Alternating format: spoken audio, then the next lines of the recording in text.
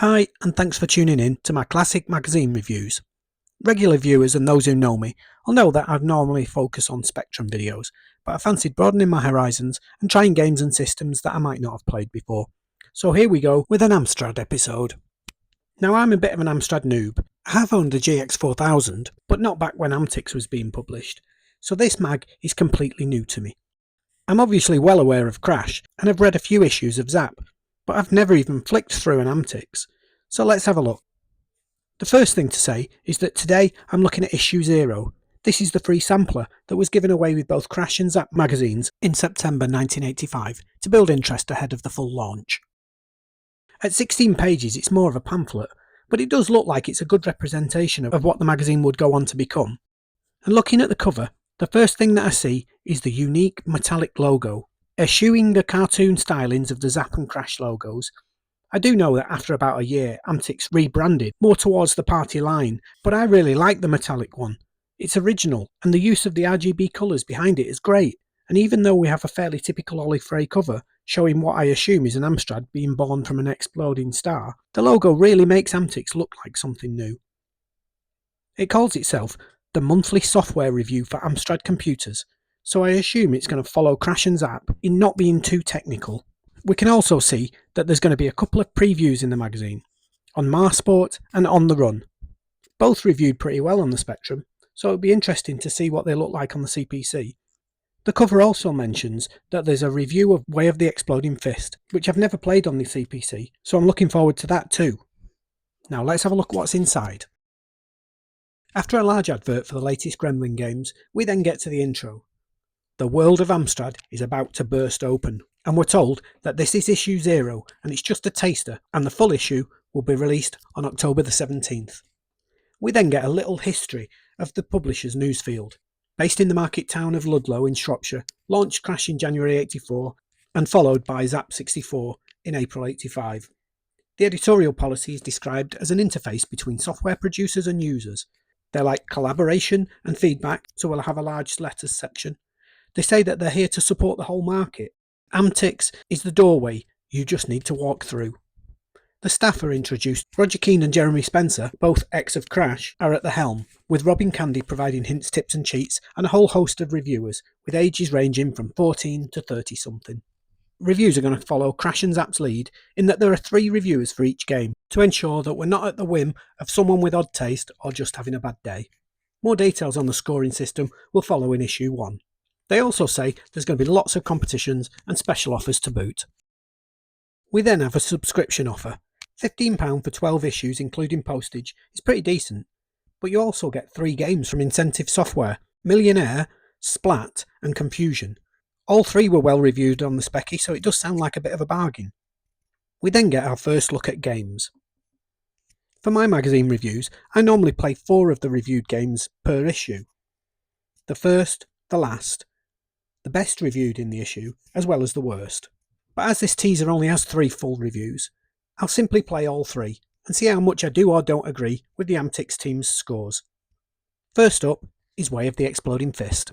In their review, Amtix called out the wonderfully detailed sprites and realistic movement, though they do say it isn't quite as good as the C64 version, but that's mainly due to the sound being less thrilling. They also praised the high number of moves available to you, and commenting that karate games have come into vogue now that programming skills have developed sufficiently to catch up with the requirement for realistic animation and fast graphics. We'll look at their scores shortly, but first let's load it up and see what I think. First thing to say is that I'll be using Retro Virtual Machine for emulation, as I don't have access to a real Amstrad. It's a really user-friendly emulator, and I've already set up the 6128, so let's select that. Then we put a disk in.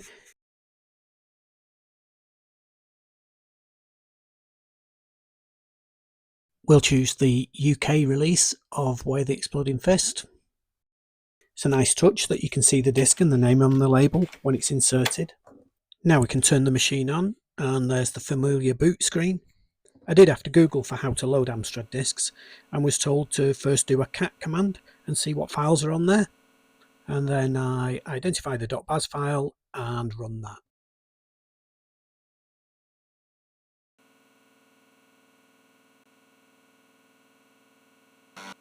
Okay, we seem to be in business.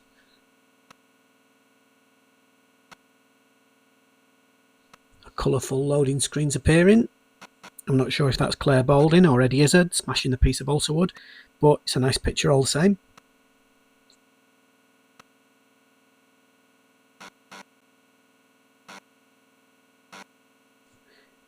I normally wouldn't show all of the loading process, as it's a bit dull, but as this is the first one, I'll let it run so at least I know what to expect for future loads.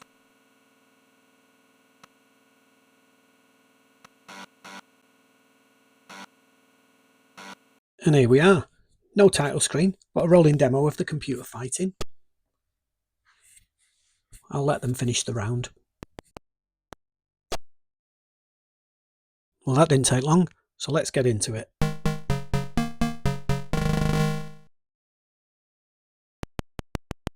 Straight in there with a fist to the face. The animation looks really nice, and it moves pretty fast. I'm used to the Spectrum's high-res graphics, so this looks blockier, but with a nice use of colour, it does look really good. The background's a bit disappointing though. It looks like it's been split into thirds, with a good backdrop, but sparse and not especially great middle ground. And the gameplay just occupies the final third, which is a bit disappointing as the Spectrum and Commodore both have more detailed backgrounds. I understand there's only one screen as well on the Amstrad, when the Spectrum has 3, I think, and the Commodore 4. Surely they could have squeezed 1 or 2 more in, and I know there was a later release, Fist Plus, that did have extra screens, but they were all individual loads. There's also no in-game music, just the short intro tune, but it's the same on the Spectrum, and this is much better than the beeper version. The sound effects though are a bit weedier, I think, but the gameplay is really top notch, and for pure fighting mechanics I can't really fault it. All the moves are here, and it's just as satisfying to deliver a high kick or roundhouse to the face, and the progression through the dance is a great way of keeping interest without needing extra characters or objectives. Obviously the game was surpassed by IK Plus when it gave us not only an extra fighter but also a minigame to add variety. But Way of the Exploding Fist is still as good as it ever was, and really doesn't feel like it's dated at all. And whilst I'd probably put the CPC version third out of the 3 main 8-bits, it really isn't that far behind either of them. For presentation, Amtix gave a score of 87%. It did have a nice loading screen, and it was fun watching 2 computer opponents battle it out on the attract mode, but the lack of a title screen and having just one location means that I definitely feel they went in too high. I think a score of 80% is about as high as I could go. Graphics at 91% is almost entirely due to the awesome style and animation of the fighters, and whilst the backdrop is underwhelming, I'm still going to agree. Playability of 89% is one I definitely think is too low though. To get so many moves so easily available with a single button joystick was really quite revolutionary, making the game a pick up and play masterpiece, so I'm upping that score to 94. For sound, Amtix went with 63%. The short tune is nice, and the grunts and crunchies do their job, but it is definitely where the game falters, so I'll concur. Addictiveness at 89% is again too low for my liking, so I'm going 92%. I played for hours on end on the Spectrum version, and there's absolutely no reason why I wouldn't have done exactly the same had I been a CPC owner back then. At £10, the Amstrad version was £1 more than the Spectrum. For the most limited version, to cost more has to hit its score, so I'm going to lower Amtix's 83 to 80% for value for money.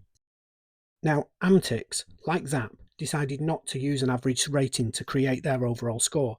And whilst this is good in some ways, as it stops a great game with no sound from being badly reviewed, it does just feel like they're making it up as they go along. So I've come up with my own way of getting a real score that will make it easier to compare. I'll simply discount the top and bottom scores, and then do an average of the remaining 4. And this is what I'll call the Games World normalised score. So let's have a look at the Way of the Exploding Fist ratings. So here we have the standard scores, which show just 2 points difference between mine and the Amtix ratings. So let's normalise those so I can produce my overall score. And as you can see, the ratings are still very similar, with just a 1% difference, and I think my 86% overall is pretty much spot on. Next up, split over 2 pages, we have Frank Bruno's Boxing from Elite Systems. Another game I'm very well aware of from my childhood, but again that was the Spectrum version, so let's see how this compares.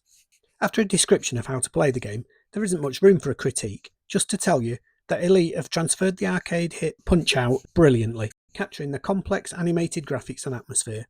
noting that each boxer has his own personality, making the game great fun to play, calling it instantly playable and very addictive with plenty of scope. A polished game that most should enjoy. So let's see if I do. Okay, I've loaded the game. No loading screen unfortunately, but I think that might just be this disc version, as I don't think the game was originally released on disc, so this is probably hacked. Looking online, it appears that this is the original loading screen, which is quite nice really. So we start off with Boxer 1, Canadian Crusher. Crusher's a big plodding lumberjack from Canada with the beauty of a grizzly bear and the speed of an elephant. None of the characters are culturally politically correct, so it's definitely a game of its time. The first thing that I notice in comparison to the Specky is that it does seem a little bit blockier, and the scoreboard is less well defined in just that ugly yellow and brown colour.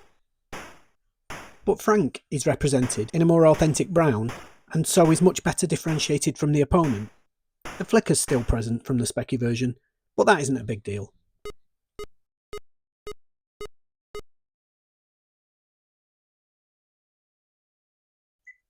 Oops, I forgot that after being knocked down all of the characters use their special move. Now I did have a problem getting this game to work with the joystick, so I had to play on keys, but the key choices seem a bit weird, so it wasn't that easy. Not when working with a modern keyboard layout anyway. But the gameplay is immediately recognisable. With left and right punches and dodges, as well as body and headshots, Frank's famous right hook, and a duck, that gives us 5 punches and 3 evasive moves. So you do feel like you can use your own strategy. For Crusher, I tend to do a body blow to open him up and then multiple punches to the face, and as soon as the KO meter gets full, you can pile in with the hooks until he defends himself or he's on the canvas.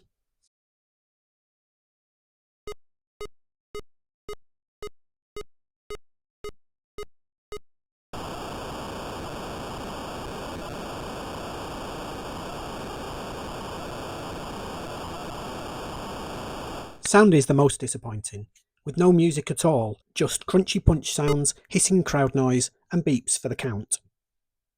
You do get codes for when you win a fight, so you can continue your progress through the 8 fighters. I think back in the day I only got as far as the 7th fight, against the Australian Antipodean Andy. I probably used a magazine code to fight Peter Perfect from the USA, who you have to beat twice for the World Championship, but I'm pretty sure I could never defeat him.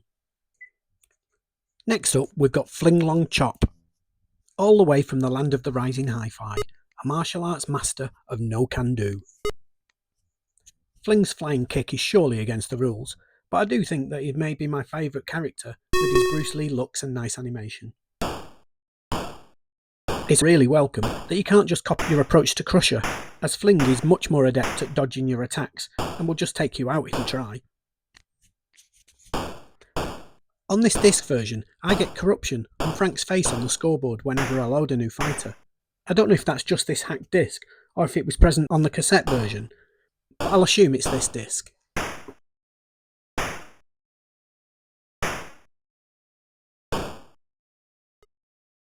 Amtix didn't break down the score for this one, but I'm still going to use the full scoring system for my ratings. With a nice loading screen, comprehensive menu, demo, and a code system for the multi-load, I think Elite have done a good job with the presentation, so that's going to get 80. The graphics are blocky and Frank has some flicker, but they're all well drawn and animated, so that scores 84. Playability is great and was just as much fun today as it was 40 years ago, so that gets 90. Sound, though, was the worst aspect of the game, and the scores are even lower than Way of the Exploding Fist, at 55. Addictive quality scores high, as it definitely has that one more go hook, though some of the later characters are very tough, and many may give up at that point. I'll give that 88. 8 fighters is quite a challenge, so there's definitely some longevity there, but once again, the Amstrad version is more expensive than the Specky, even though it's an almost exact port. But this time, it isn't just £1 more, it's £2 more expensive, so I can only give value for money 75.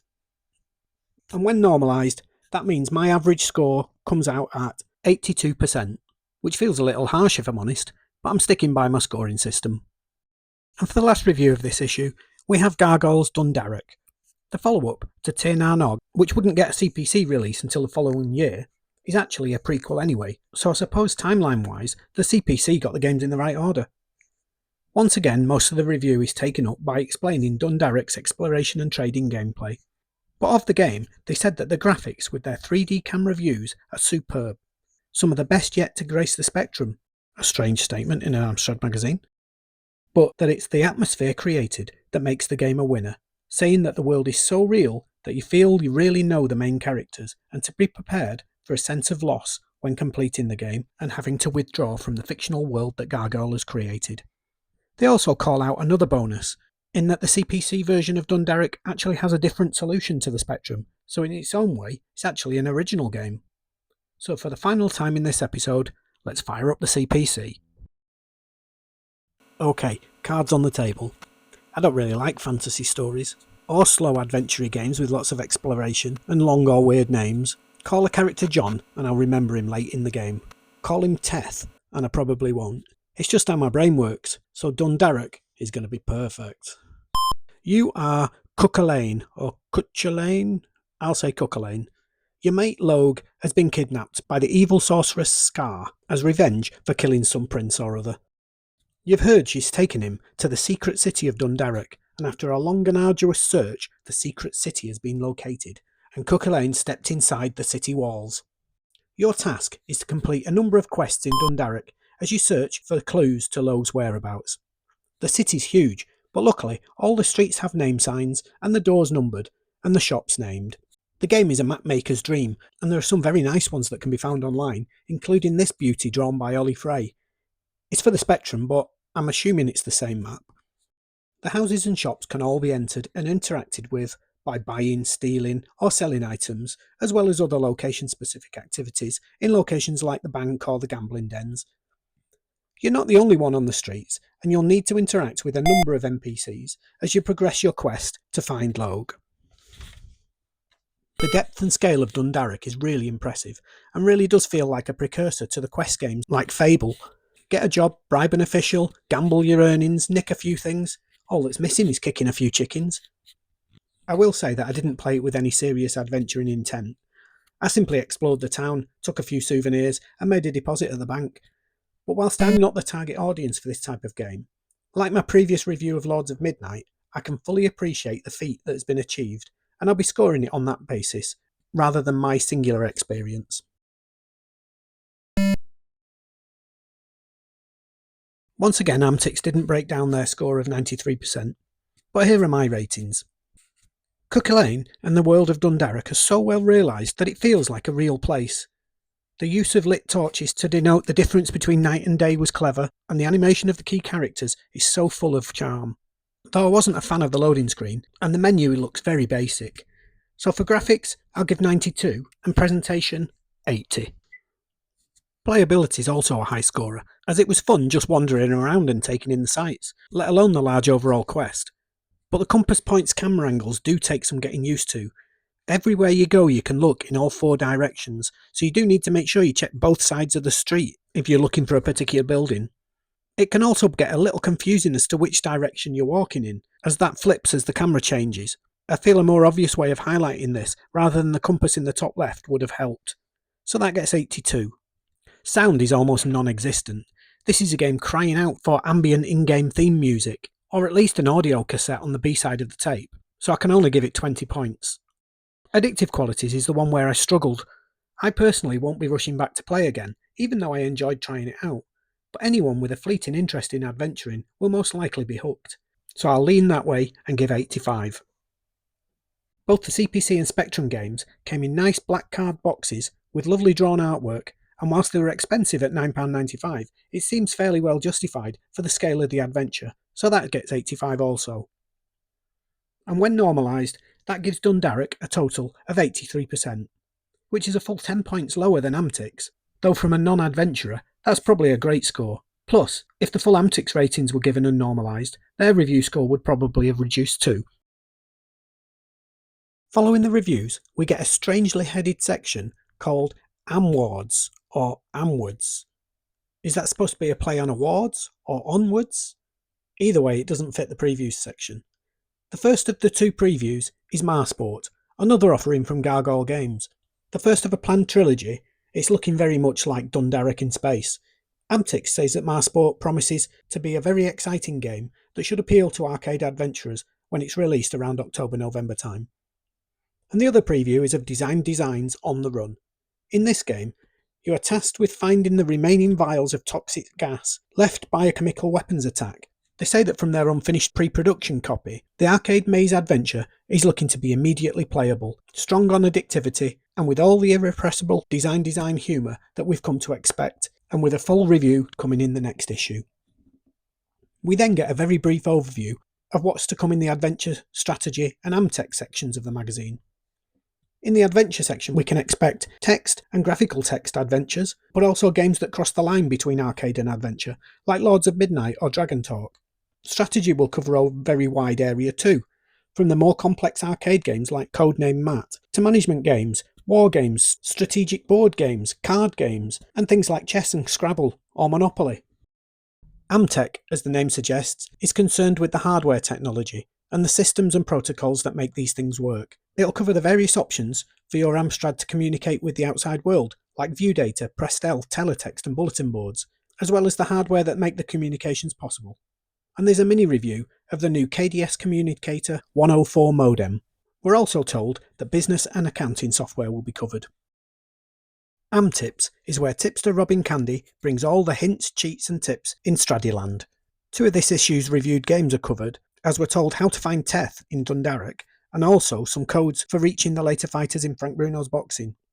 We also get tips for DK-Tronic's licensed game of the Minder TV series and Houston's Technician Ted. And finally, we reach the news section, oddly placed at the back of the magazine, where we find out that Melbourne House have published a new book called Writing Adventure Games on the Amstrad, a self-help book to aid you in writing adventure games on the Amstrad. Information on a new Amstrad magazine, soon to be launched, called, well, Amtix. Details of a large number of games being released, such as Terra Molinos, The Fourth Protocol, Zoids, Cauldron, Dynamite Dan, Boulder Dash 2, A View to a Kill, Rambo, Rocco, Monty on the Run, Shadowfire, World Series Baseball, Ball Blazer and Rescue on Fractalis. A new word processor and a basic utilities ROM will also be coming, and on the 1st of October, Amstrad users will get their own slot on Micronet when the Amstrad Microbase opens, allowing facilities such as mailbox, telesoftware and news. Last but not least, Amstrad will launch its 128K 6128 to these shores after its American-only debut. At £299 for green screen and $399 for colour, Amtix say this makes nonsense of the current price structure and that Amstrad should consider a slightly cut-down 464 for the budget end of the market. And then with a bold red box, we're told that the world of Amstrad bursts open on the 17th of October when the full issue 1 of Amtix goes on sale. Thanks for sticking with me on this diversion from my normal magazine reviews. I hope it's been interesting, so do leave me some feedback on whether I should continue with Amstrad coverage. Things would be a little different, as with a full issue, I'll be able to go back to my first, last, best and worst games reviews, as well as being more choosy over which articles to cover. But I've enjoyed my trip over to Amstradland, and I'm well up for doing more. Thanks again, and see you soon on Retro Games World.